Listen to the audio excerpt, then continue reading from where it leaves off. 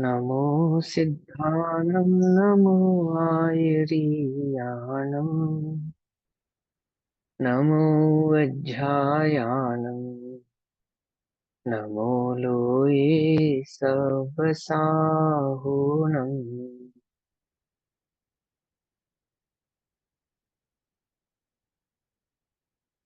ओंकारं बिन्दुसंयुक्तं नित्यं ध्यायन्ति योगिनः कामदं मोक्षदं चैव ओंकाराय नमो नमः।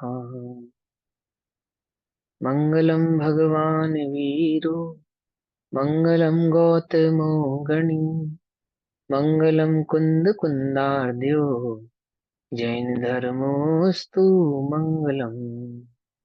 सर्वमङ्गलमाङ्गल्यं सर्वकल्याणकारकं प्रधानां सर्वधर्माणां जैनं जयतु शासनम्।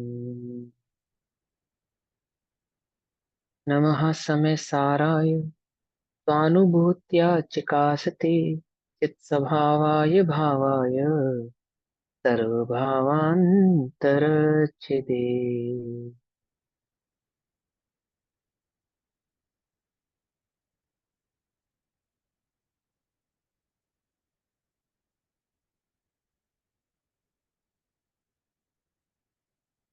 हमारी दोपहरकालीन कक्षा का विषय चल रहा है श्री समय सारजी ग्रंथ और श्री समय सारजी का स्वाध्याय हम सभी आचार्य अमृत चंद्र देव द्वारा रचित आत्मख्याति टीका के माध्यम से कर रहे हैं।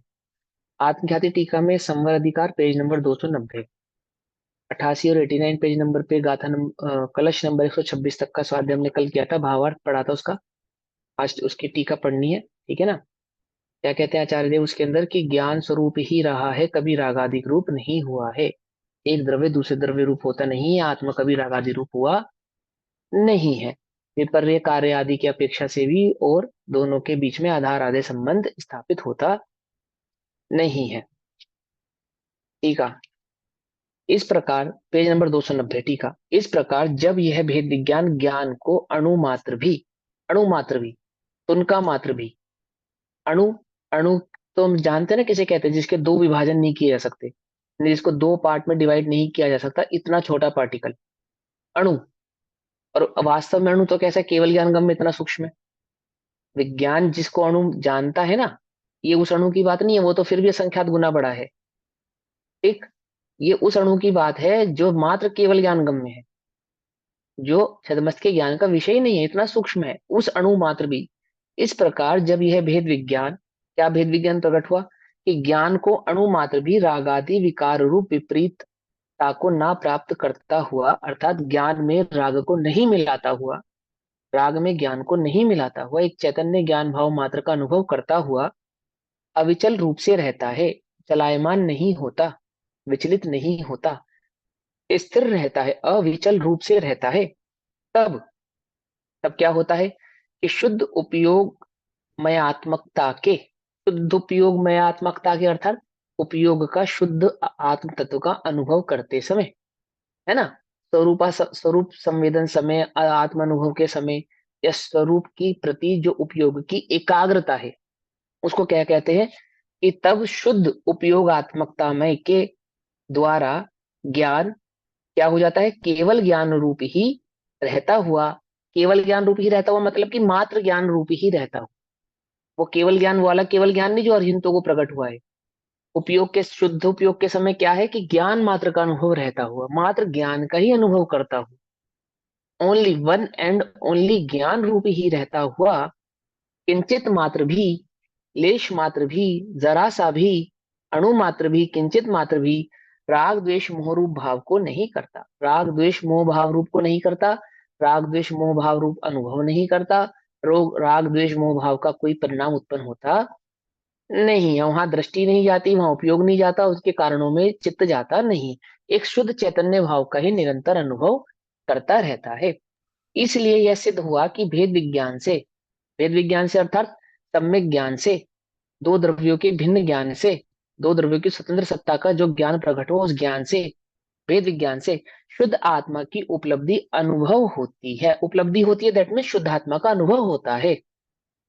शुद्ध आत्मा की उपलब्धि होती है, दैट मीन्स शुद्ध आत्मा का अनुभव होता है। और शुद्ध आत्मा की उपलब्धि से अर्थात शुद्ध आत्मा के अनुभव से राग द्वेष मोह का अर्थात अज्ञान भाव का या आश्रव भाव का अभाव जिसका लक्षण है, ऐसा संवर होता है। यानी कि संवर कहो या शुद्ध आत्मा की अनुभूति कहो, एक ही बात है। शुद्ध आत्मा की अनुभूति ही संवर भाव से प्रकट होती है, या यूं कहें कि संवर भाव ही शुद्धात्म अनुभूति पूर्वक ही प्रकट होता है। अब यहाँ प्रश्न होता है कि भेद विज्ञान से ही शुद्ध आत्मा की उपलब्धि अनुभव कैसे होती है? उसके उत्तर में गाथा कहते हैं। एक एक भेद विज्ञान भाव से, एक सम्यक ज्ञान भाव से दो द्रव्यों के बीच के भिन्न भाव को जानने से एक शुद्धात्म तत्व की उपलब्धि कैसे हो जाती है, अर्थात शुद्धात्म तत्व का अनुभव, निज आत्म तत्व का अनुभव होता है, तो कैसे होता है, उस भाव को समझाने के लिए गाथा नंबर 184 और 185, 184 और 185 कहती है। आचार्य कुंद कुंदेव दो गाथा कही।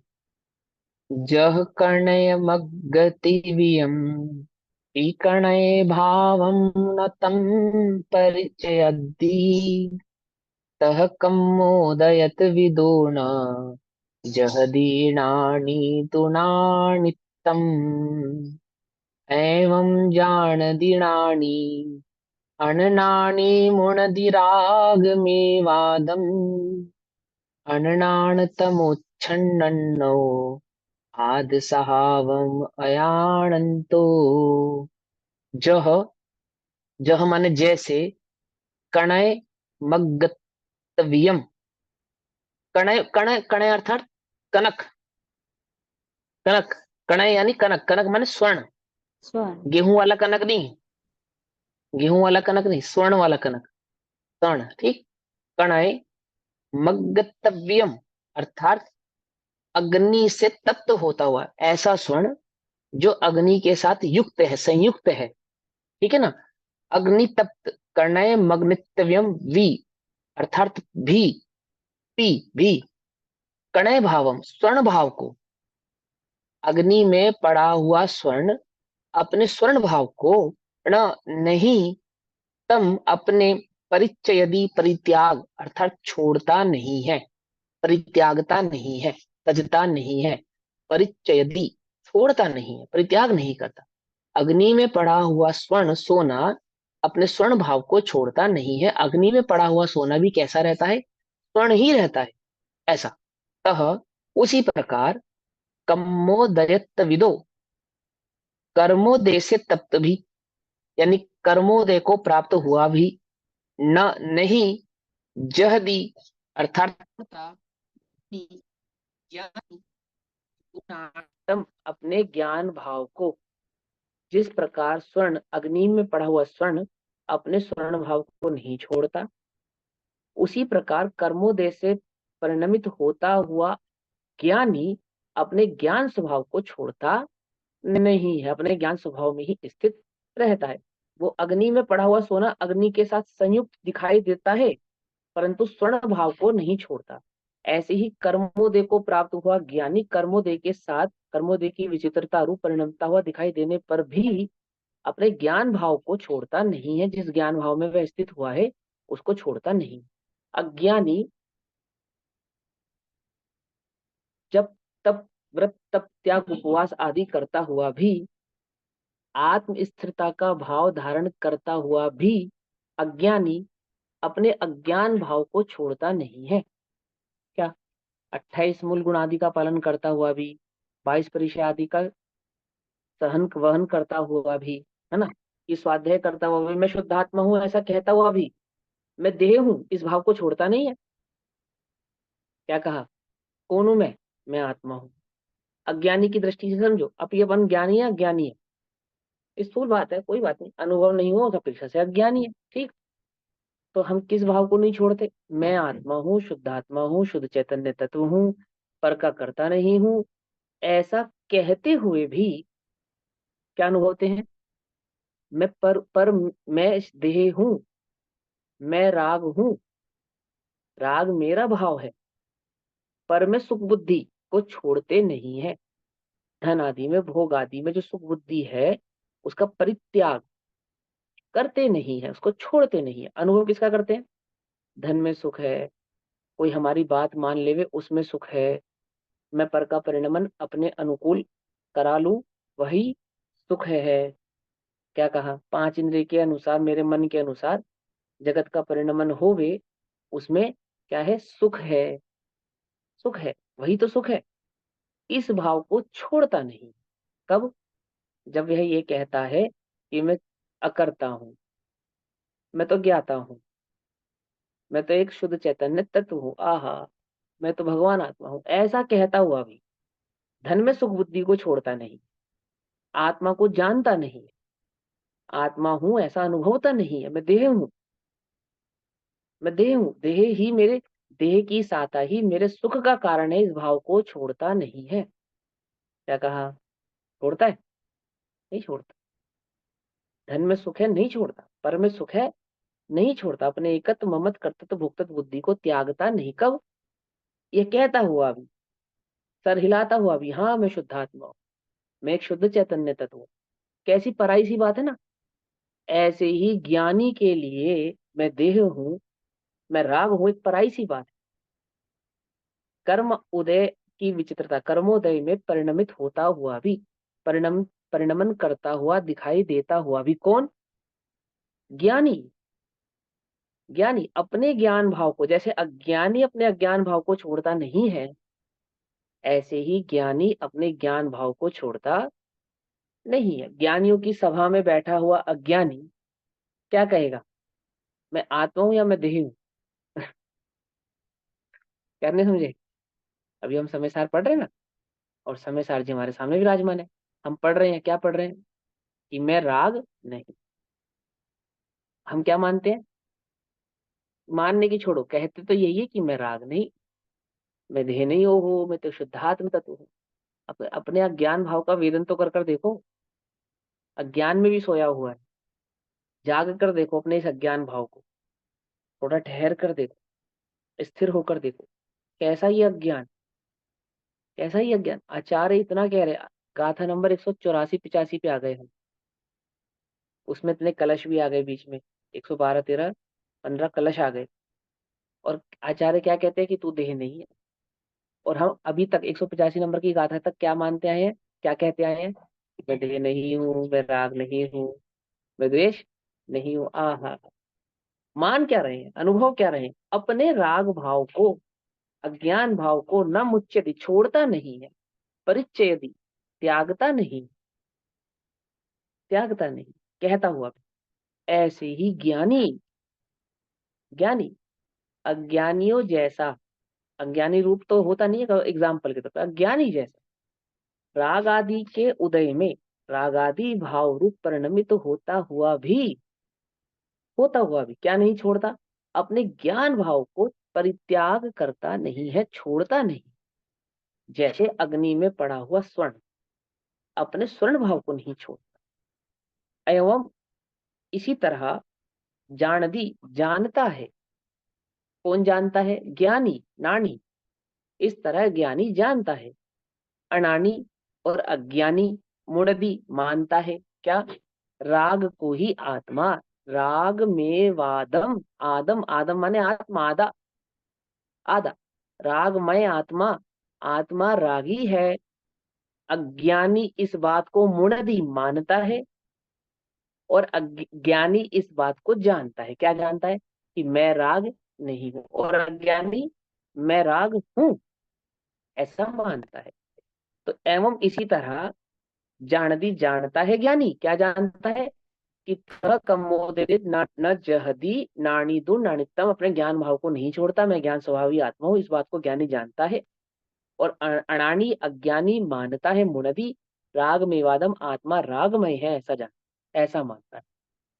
अनाण, अनाण तमच्छन्नम, अर्थात अज्ञान रूप आच्छन्न, आच्छन्न माने छुपा हुआ अंधकार। अंधकार अंधेरा छुपा छुपा देता है वो वस्तु को, अंधेरे में वस्तु नजर नहीं आती, आच्छन्न छुपी हुई। तो अज्ञान रूप अंधकार से आच्छन्न अनाण, माने ढका हुआ भैया। ढका हुआ, हाँ, आच्छन्न हाँ, माने ढका ढका हुआ। हुआ। तो ढका हुआ यानी नजर नहीं आ रहा। तो अज्ञान से ढका हुआ यानी अज्ञान में जो अंधकार भाव है, या ज्ञान के कारण जो ढका हुआ है, अज्ञान से जो छुपा हुआ है। आदस सहावम, आधा माने आत्मा, साहावम अर्थात स्वभाव, आत्म स्वभाव, आत्म भाव, आत्म स्वभाव किससे ढका हुआ है? अज्ञान से, आच्छन्न हुआ है अज्ञान भाव से। अयानंतो, नहीं जानता है, नहीं जानता। अज्ञानी अपने को राग रूप राग आत्मा जानता है, क्योंकि अज्ञान के कारण जो ज्ञान भाव है, ज्ञान स्वभाव है, वो कैसा है? छुपा हुआ है, ढका हुआ है। अब छपा हुआ है, ढका हुआ है, मतलब उसकी दृष्टि में नहीं है। अज्ञानी की दृष्टि में ज्ञान स्वभाव नहीं। क्या है अज्ञानी की दृष्टि में? राग भाव है। राग भाव का ही वेदन करता है, राग भाव को ही अनुभवता है। किस ज्ञानी की बात कर रहे हैं? अन्य ज्ञानियों, अज्ञानियों की बात नहीं कर रहे हम यहाँ जो समय सारादि पढ़ रहे हैं, बैठे हैं आचार्य की शरण में, हम अपने अज्ञान भाव को इस भाव से छोड़ ही नहीं पा रहे। क्या नहीं छोड़ पा रहे? कि मैं देह हूँ, मैं राग हूँ, मैं रागमय हूँ, क्रोधादि भाव मेरे हैं, पर मेरे सुख का कारण है। जो नहीं जानता उसकी बात तो छोड़ो, जो ज्ञानियों की हाँ में हाँ मिला रहा है, ये उस अज्ञानी की बात कर रहे हैं हम अपने अज्ञान भाव की बात कर रहे हैं, अन्य के अज्ञान भाव की बात नहीं कर रहे। कुछ बात समझ में नहीं? जो क्या कर रहा है? हाँ में हाँ मिला रहा है। किसकी? ज्ञानियों की। कह रहा है, क्या कह रहा है? कि भैया सही बात है, मैं देह नहीं हूँ, मैं राग नहीं हूँ, मैं क्रोध नहीं हूँ। प्रवृत्ति, जो प्रवृत्ति है, जो अनुभव है, प्रवृत्ति माने चारित्र वाली प्रवृत्ति की बात नहीं कर रहा मैं, स्थिरता की प्रवृत्ति की बात नहीं कर रहा। जो अनुभव है वो किसका कर रहा है? श्रद्धा में क्या बैठा है? कि हाँ, राग की पूर्ति से ही मुझे सुख होगा, राग के वेदन अनुभव से ही मुझे सुख होगा। समझे? और ये जो थोड़ी बहुत कदाचित जो मंद कषाय है ना, जो थोड़ी बहुत जो मंद कषाय है, वास्तव में तो मंद कषाय नहीं है। ये पता है क्या है? रौद्र ध्यान है, जिसे तुम मंद कषाय समझते हो। रौद्र ध्यान है, रौद्र ध्यान समझते हो? आर्त ध्यान तो समझ में आता सबको, आर्त ध्यान तो सभी के समझ में आ जाती है बात कि आर्त ध्यान है। रौद्र ध्यान को पकड़ना बड़ा मुश्किल है। सबसे ज्यादा छुपा हुआ है रौद्र ध्यान, बड़ा खतरनाक है, मंद कषाय का रूप ले लेता है रौद्र ध्यान। मालूम है बात? ये जो रौद्र ध्यान होता है, ये कैसे रूप बदलता है? ये चोला ओढ़ लेता है, चोगा वो पहन लेता है। किसका? मंद कषाय। जब पांचों इंद्रिय के अनुकूल विषय रहते हैं ना हमारे पास, हमारे अकॉर्डिंग सारी चीजें चल रही होती है, तो वास्तव में तो मैं आनंद आ रहा होता है किसका? जो इंद्रिय अनुकूल वस्तु मिली है उसका, जो इंद्रिय अनुकूल उदय चल रहा है उसका आनंद ले रहा होता है, उसका मजा मान रहा होता है उसमें। और क्या मानता है? कि मुझे कषाय की मंदता है। क्या वेदन करता है? कि मुझे कषाय की मंदता। वास्तव में वो कषाय की मंदता नहीं। देखो, समझाता हूँ। जैसे लाइट नहीं है, पंखा नहीं चल रहा है, एसी नहीं चल रहा। अभी लाइट पंखा के उदाहरण इसलिए दे रहे, गर्मी का मौसम है तो ज्यादातर लोग व्याकुल है गर्मी से, है ना? तो वेदना हो रही है किससे? तीव्र गर्मी से, भीषण गर्मी पड़ रही है ना, उसकी वेदना हो रही है। तो वो तो समझ में आ रही है कि भैया अब हम तो, अब की गर्मी हो रही है, आर्त ध्यान, अपने को आर्त ध्यान नहीं करना चाहिए और ये अच्छी बात नहीं है, आदि आदि ऐसा चिंतन कर रहा है। कुछ कुछ लोग ऐसा चिंतन कर रहे हैं, लेकिन गर्मी से परेशान भी हो रहे हैं। अब इतनी आकुलता हो रही है, अब कैसे हम स्वाध्याय करेंगे, निराकुल हुए बिना कैसे स्वाध्याय करेंगे, आदि आदि। अब बताओ, इस आकुलता में भेद विज्ञान भी नहीं होता, मन नहीं लगता, आदि आदि ये सब भाव चल रहे हैं। फिर आपको अनुकूलता मिली, क्या मिली? मान लो लाइट आ गई, एसी चल पड़ा, है ना? और आपकी इंद्रिय अनुकूल क्या बन गया? एटमोस्फेयर, वातावरण आपके इंद्रिय अनुकूल हो गया। अब आपको उपयोग स्थिर हो गया। आपको ये लगता है कि वास्तव में जो स्थिरता आई है वो इंद्रियों में ही आई है। इंद्रिय की अनुकूल, जो इंद्रिय की प्रतिकूलता की अस्थिरता भाषित हो रही थी, अब वो इंद्रिय की अनुकूल में, अनुकूलता में, वो प्रतिकूलता अनुकूलता में कन्वर्ट हो गई, उसको स्थिरता मानता है। ये स्थिरता नहीं हुई अभी उसमें। सुख तो ये इसी बात में मान रहा है कि चलो भैया, अनुकूल वातावरण है, बढ़िया एसी चल रहा है। अब क्या होगा इसको? अब क्या लगता है आपको? स्वाध्याय कर लेगा ये? सो जाएगा, झपकी लेने लगेगा, क्या? और आदि आदि उपयोग यहाँ वहां जाएगा, दिखाई भले ही दे यहाँ बैठा हुआ, परंतु उपयोग स्वाध्याय में तब भी नहीं लग पाएगा। क्यों नहीं लग पाएगा? क्योंकि वास्तव में जो सुख बुद्धि है, जो सुख पड़ा है, वो इंद्रिय की अनुकूलताओं में पड़ा हुआ। इसे क्या मानता है ये? कषाय की मंदता मानता है। कि मेरी कषाय हम ज्यादा हाय हुल्ला नहीं कर रहे, आराम से शांति से बैठे हैं भैया, हम ज्यादा किसी कुछ नहीं कह रहे, और एकदम स्थिर है, ऐसा है ऐसा है। अब मेरा उपयोग ज्यादा क्या नहीं हो रहा, ज्यादा खराब नहीं हो रहा अपना उपयोग, अपना उपयोग खराब नहीं हो रहा, हमारा उपयोग ज्यादा नहीं हो रहा, हम तो बिल्कुल शांत। शांत है भैया, शांत। शांत कहाँ हो आप वास्तव में रौद्र ध्यान में हो। रौद्र ध्यान किसे कहते हैं? अनुकूलता संबंधी जो परिग्रहानु आनंद, आनंद में जो रौद्र ध्यान होता है, इंद्रिय की अनुकूलताओं में जो रौद्र ध्यान होता है, वास्तव में जो आर्त ध्यान था वो कन्वर्ट होके कहाँ चला गया? रौद्र ध्यान में चला गया। उपयोग, जिसको इसने क्या माना? कषाय की मंदता मानी। बोलो भैया, तीव्र कषाय किसकी? देवों की तीव्र कषाय होती है या नारकियों की होती है तीव्र कषाय? बोलो भैया, किसकी ज्यादा होती है तीव्र कषायों की तीव्रता किसमें ज्यादा पाई जाती है? देवों ध्यान में। से समझना, मैं फिर बता रहा हूँ, ध्यान से समझना। ठीक, सभी लोग आए ना? हाँ। तीव्र कषाय का है, शालिनी दीदी का है, बस ऑन करके दीदी गायब है। गलत बात। देवों में। देवों में। हाँ, यही तो बात नहीं तुम्हें मालूम। फिर समझना, कषाय की तीव्रता किस में अधिक होती है? देवों में अधिक होती है या नारकियों में अधिक होती है? नारकी और देव की अपेक्षा से कषाय की तीव्रता किस में अधिक होती है? बताओ। करना नियोग से सवाल है ये आपके लिए। नारकियों में। बोलो देवों भाई के जल्दी जल्दी। आत्म ध्यान नारकियों की में। तीव्रता होती है। नारकियों में तो अधिक शायद होती तो है। नारकियों में दोनों में ही होती होते हैं। देवों से ज्यादा हाँ, नारकियों में बताई गई है। नारकियों में होती है। हाँ सरोज आंटी जी, देव आपने भी क्या उत्तर दिया? हेलो दोनों में ही सरोज शायद आंटी। होती है। देव भी तो झगड़ा करते ही हैं जब उनकी संपत्ति हाँ, कम ज्यादा होती है, जहाँ उनकी देव देवियां कोई वो ले जाता है, तो शायद उनमें भी बहुत तेज करेक्ट देवों होती है, में आत्म ध्यान की करेक्ट है। तीव्रता होती है, नारकियों में रौद्र ध्यान की तीव्रता होती तीव्रता होती है, हाँ, लेकिन कषाय तीव्र किसकी ज्यादा मानेंगे? देवों की अधिक मानेंगे या नारकियों की अधिक मानेंगे? है। देवों की देवों की। ज्यादा हो। देवों की होगी। चलो ठीक है, अब समझो मेरी बात ध्यान से। आप सबने उत्तर दे दिया, अब मैं अपनी बात समझाता हूँ आपको कर्णा नियोग से। द्रव्य नियोग से नहीं, कर्णा नियोग से ही बता रहा हूँ मैं आपको कि जिसको आपने कषाय कहा ना, कि उसकी संपत्ति का हरण हो जाता है, उसकी देवी को वो ले जाता है, और आदि आदि ये सारे काम होते हैं, ये लेश्या है, कषाय नहीं है। ये लेश्या है। लेश्या की अपेक्षा से नारकियों की कषाय अधिक दिखाई देगी देवों की अपेक्षा से।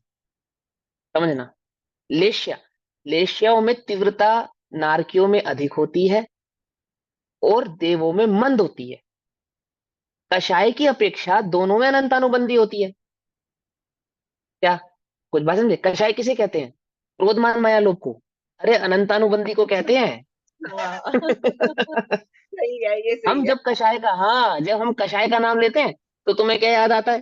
क्रोध, मान, माया, लोभ। अरे अनंतानुबंधी को कषाय कहते हैं भैया, अनंतानुबंधी को कषाय कहते। बोलो किस में ज्यादा है? अनंतानुबंधी तो अनंतानुबंधी है। अनंतानुबंधी कैसी है? तीव्र है या मंद है? अनंतानुबंधी तो अनंतानुबंधी। अब अपेक्षा समझना ध्यान से। वो लेश्याओं की अपेक्षा से नारकियों में ज्यादा और और देवों देवताओं में में कम। कम, ये भाषित होती है। मलेच्छ को लेश्या की अपेक्षा से कषाय समझाई जाती है, लेकिन आर्य पुरुष लेश्या और कषाय दोनों को भिन्न जानते हैं। क्या कहा फिर बोलूं? मलेच्छों को लेश्या की अपेक्षा से कषाय समझाते हैं, मलेच्छों को समझाते हैं। आर्य पुरुष तो लेश्या और कषाय दोनों को भिन्न जानते हैं। दोनों को भिन्न जानते हैं। वो तो जानते हैं, क्या जानते हैं? अज्ञान ही कषाय है। अज्ञान भाव, समझे? वो दर्शन मुंह का जो भाव है, मूल कषाय अनंतानुबंधी, वो कषाय वो है। दोनों में किस में तीव्र है? अनंतानुबंधी दोनों में किसी में भी तीव्र हो सकती है। अब उसमें गति का कोई भेद ही नहीं है। लेकिन फिर भी जब हम कहेंगे कषाय किस में ज्यादा है, तो हम कहेंगे नारकियों में ज्यादा है। जिस क्रोध मान माया लोभ को तुम कषाय कह रहे हो, अब बोलो, मैं तो फिर दोबारा एक प्रश्न और पूछता हूँ कर्णन योग से। सम्यक दृष्टि नारकी और मिथ्या दृष्टि देव, तो बोलो भैया कषाय किस में ज्यादा है? मिथ्या दृष्टि देव में। मिथ्या दृष्टि देव जो समूह शरण में भगवान की दिव्य ध्वनि सुन रहा है, और समूह शरण इसमें की सेवा कर रहा है। सेवा कर रहा है कहाँ? समूह शरण की। कौन? मिथ्या दृष्टि देव। और वो मिथ्या और दृष्टि है सम्यक ना। दृष्टि नारकी नरक में, दुखी, परेशान, इधर उधर दौड़ रहा है, एक क्षण को भी जिसे साता नहीं है। बोलो भैया कषाय किस में ज्यादा है? मिथ्या दृष्टि देव में। आई समझ में? कुछ बात समझ में नहीं आई? कर्णानुग से हाँ। कहा मैंने, द्रव्यानुग की तो अपेक्षा ही नहीं लगाई इसके अंदर। कषाय कषाय किस में अभी ज्यादा है, तो अभी तो आपने बोला है कि समझे? मिथ्या अनंतानुबंधी है, मतलब मिथ्या दृष्टि है तो अनंतानुबंधी है, तो फिर हाँ तो वही तो कह रहा हूँ, अनंतानुबंधी तो सही तो उसमें है। उत्तर तो सही कह रहे हो, तो सही तो कह रहा हूँ, उत्तर सही दे रहे हो ठीक आप, है, आपकी बात को ठीक है, डिनाई नहीं ठीक। किया था। हाँ अभी समझे हम किसको समझते हैं कषाय? हम समझते हैं क्रोध मान माया लोभ। हमें क्रोध नहीं हो रहा, हमारी कषाय मंद है। हमें मान नहीं हो रहा, हमारी कषाय मंद है। हम लोभ नहीं कर रहे, हमारी कषाय मंद है। तुम मिथ्या तो कर रहे हो, तुम्हें पता है कि तुम देह से भिन्न आत्मा हो कि नहीं? तुम प्रतिमा की तरह निश्चल भी बैठे हो, तीव्र कषाय है, तीव्र कषाय है।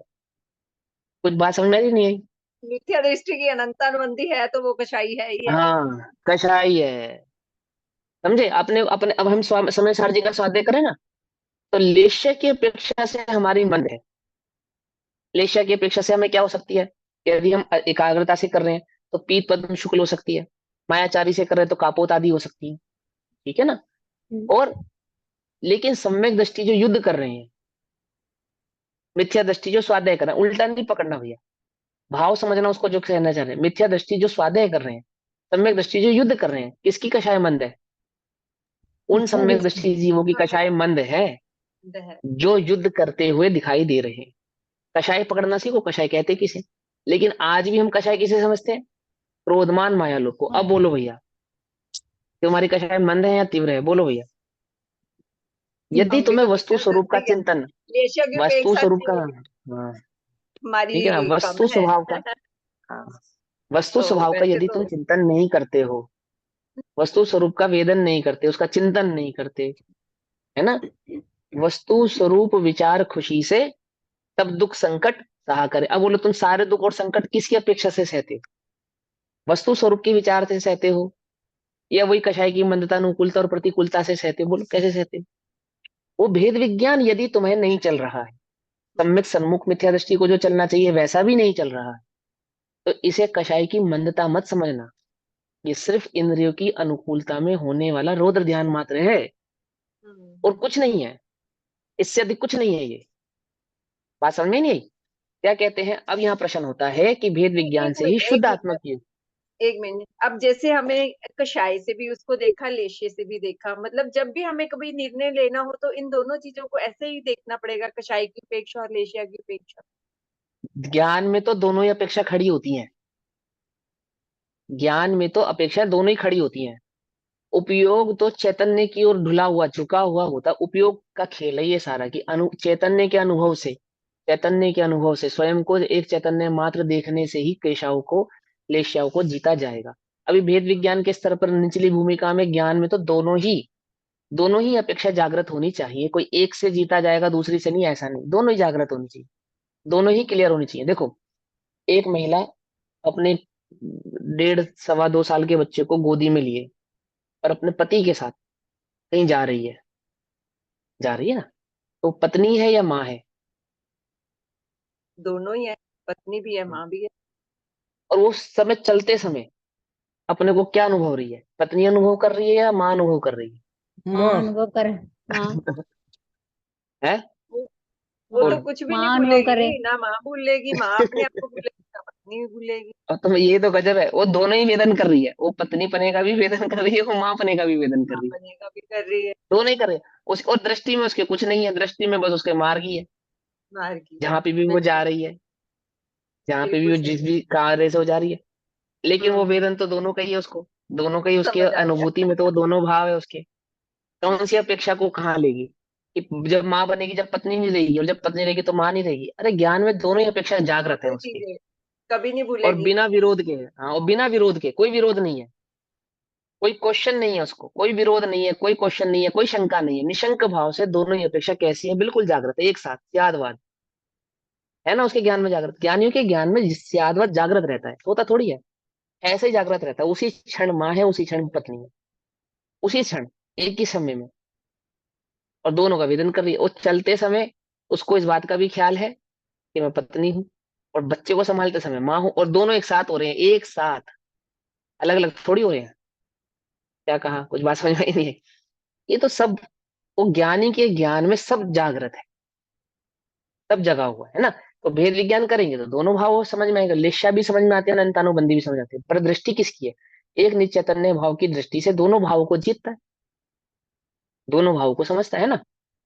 ज्यो अग्नि तप्त स्वर्ण भी निज स्वर्ण भाव नहीं तजे, क्यों कर्म उदय प्रतप्त भी ज्ञानी ना ज्ञानी पंतजे। जीव ज्ञानी जाने यूं ही अरु, अज्ञानी राग ही जीव गिने, आत्म स्वभाव अजान जो अज्ञान तमाच्छाद से। जो अज्ञान भाव में स्थित है, आत्म स्वभाव से अजान है, वो क्या है? वे राग को आत्मा मानते हैं, और ज्ञानी तो राग को आत्मा मानते नहीं। ठीक जैसे कनकम, कनक स्वर्ण, अग्नि तप्तम अपि, अग्नि से तप्त होता हुआ भी, तम अपने, कनक भावम स्वर्णत्व भाव को, न परित्यज्यति नहीं छोड़ता, नहीं छोड़ता। उसी प्रकार ज्ञानी कर्मोदय तप्तः तु, कर्म के उदय से तप्त होता हुआ भी, कर्म के उदय में परिणमित होता हुआ भी, परिणमन करता हुआ दिखाई देता हुआ भी, कौन? ज्ञानी। भूमिका अनुसार, चौथे गुण स्थान में, पांचवें में, छठे में, जिस भूमिका में उसके अनुसार, कर्म के उदय अनुसार परिणमित होता हुआ दिखाई देने पर भी ज्ञानित्वम, ज्ञानित्व को, ज्ञान स्वभाव को, ज्ञान पन्ने को, ज्ञानित्वम ज्ञान भाव को न जहती नहीं छोड़ता, न जहती नहीं छोड़ता। एवं ऐसा ज्ञानी जानती जानता है। कौन? जो अपने ज्ञान भाव को नहीं छोड़ता, ऐसा ज्ञानी जानता है कि मैं एक ज्ञान भाव मात्र हूं, राग आदि भाव रूप नहीं हूं। और अज्ञानी, अज्ञानी कैसा? जिसका, जो अज्ञान तमोवच्छन्न, अर्थात अज्ञान अंधकार से आच्छादित होने से, अज्ञान के कारण ज्ञान भाव जिसका ढका हुआ है, ढका हुआ है मतलब जिसकी ज्ञान स्वभाव पे दृष्टि नहीं है, एकमात्र किस पे दृष्टि है? अज्ञान भाव पर, यानी राग आदि भाव पर पे जिसकी दृष्टि है, ठीक है ना, होने से आत्म स्वभाव, आत्मा के स्वभाव को, आत्म स्वभाव आत्मा के स्वभाव को अजानन न जानता हुआ, नहीं जानता हुआ, आत्मा के भाव को, आत्मा के स्वभाव को नहीं जानता हुआ, रागम एव राग को ही आत्मानम आत्मा मुनते मानता है। समझे? मुनते जो माने, क्या माने? राग को ही आत्मा मानता है। ठीक है। जिसे ऊपर कहा गया ऐसा भेद विज्ञान ही, जिसे पिछली गाथा में समझाया और जिसे आचार्य अमृतचंद्र देव ने कलश के श्लोक के कलश के रूप में, 126 नंबर के कलश के रूप में समझाया, ऐसा जो भेद विज्ञान जिसकी महिमा कही 126 नंबर कलश में, और पिछली गाथाओं में जिसकी गुण बताए, जिसकी महिमा करी, उसी सम्यक ज्ञान, उसी भेद विज्ञान की का मंगलाचरण करके संवर अधिकार को शुरू किया गया। और उसी भेद विज्ञान या सम्यक ज्ञान की महिमा कहते हुए आचार्य अमृतचंद्र देव ने टीका करी और आचार्य कुंदकुंद देव ने गाथा लिखी। उस सम्यक ज्ञान की ये बात चल रही है। तो ऊपर जिसे कहा गया है ऐसा जो भेद विज्ञान है या सम्यक ज्ञान है, वही उसके भेद विज्ञान के सद्भाव से ज्ञानी होता हुआ इस प्रकार जानता है। यानी कि जो भेद विज्ञान है, भेद विज्ञान के सद्भाव में, अर्थात सम्यक ज्ञान के सद्भाव में ही ज्ञानी ऐसा जानता है। जो ज्ञानी कौन? जिसका ज्ञान सम्यक ज्ञान है। ज्ञानी कौन? जिसके पास, जिसको भेद विज्ञान प्रकट हुआ है। ठीक है ना? मैंने पहले था ना, बोलो भैया, भेद विज्ञान पहले होता है या बाद में होता है? सम्यक दर्शन पहले होता है या भेद विज्ञान पहले होता है? वेद विज्ञान ये पहले दोनों हुए। अपेक्षा है। हाँ, अब दोनों वेद अपेक्षा समझ लो कि सम्यक दर्शन से पूर्व जो हम चिंतन आदि करते हैं, उपयोग के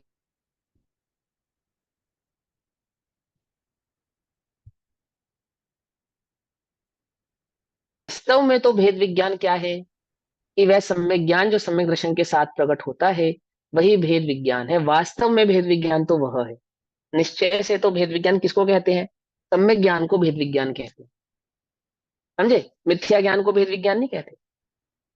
जो भेद को जाने वो ज्ञान सम्यक ज्ञान, जो भेद को नहीं जाने वो तो मिथ्या ज्ञान।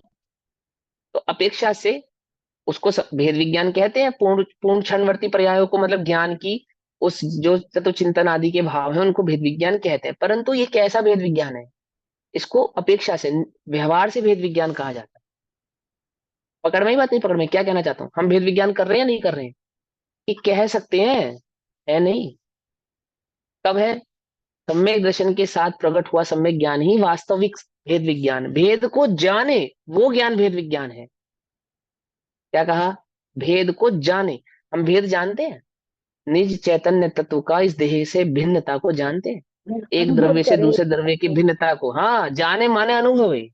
हाँ, वेरी गुड, बहुत बढ़िया। जाने यानी अनुभव करे, श्रद्धा करे, उसे जानना कहते हैं। ऐसा जानना तो जीव ने अनंत बार जाना है ना। जब 9-11 गुरु का स्वाध्याय किया उसने, तो नहीं जाना उसने कि देह से आत्मा भिन्न है। अरे, जैनी होने की भी आवश्यकता नहीं है भैया।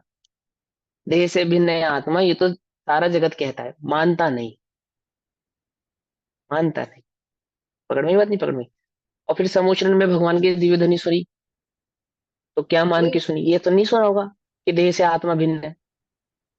ये नहीं सुना होगा एक द्रव्य दूसरे द्रव्य का कर्ता नहीं है। ये नहीं सुना होगा। सुना?